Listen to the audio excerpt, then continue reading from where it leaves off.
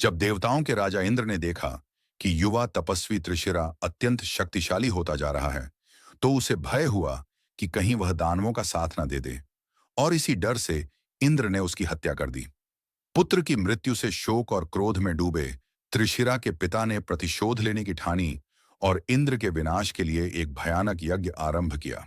तो अष्टा के उस प्रचंड यज्ञ से जन्म लिया एक भयंकर नागसुर वृत्रासुर। वह कोई साधारण दानव नहीं था, बल्कि स्वयं अग्नि और मंत्रों से रचा गया एक दिव्य विनाशकारी अस्तित्व। उसका आकार इतना विशाल था कि पर्वत उसके फनों के नीचे दब जाए, और उसकी दृष्टि में केवल एक लक्ष्य था, देवताओं का विनाश और सबसे पहले इंद्र का अंत। वृत्रासुर ने अपने बल से नदियों और समुद्रों का जल रोक लिया। धरती पर पड़ा भीषण अकाल, प्यास से तड़पते प्राणी, सूखी नदियां, मरता हुआ जीवन। कोई भी देवता उस नागसुर वृत्रासुर को रोक नहीं सका। उसकी अपार शक्ति के सामने सभी असहाय थे। आखिरकार सभी देवता पहुंचे भगवान श्री विष्णु की शरण में। भगवान विष्णु ने शांत स्वर में कहा, यह असुर साधारण नहीं है। इसे कोई सामान्य अस्त्र नहीं मार सकता। इसे पराजित करने के लिए ऐसा शस्त्र चाहिए जो किसी अत्यंत तपस्वी आशी की हड्डियों से बना हो।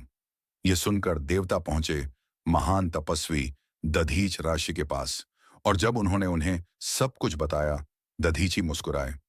उन्होंने बिना एक क्षण की देरी किए लोक कल्याण के लिए अपना शरीर त्याग दिया।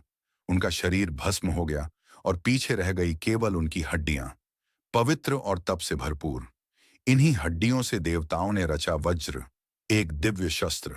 इंद्र अपने हाथ में दिव्य वज्र थामे अपने महान हाथी ऐरावत पर सवार होकर भयावह नाग असुर वित्रासुर का सामना करने निकले। युद्ध कई दिनों तक चलता रहा, मानो ब्रह्मांड की रचना ही डगमगाने लगी हो। फिर युद्ध के चरम पर इंद्र ने अपनी संपूर्ण शक्ति जुटाई और वज्र को पूरी ताकत से वृत्रासुर की ओर फेंका। वज्र ने उसके कवच जैसे शरीर को चीर दिया।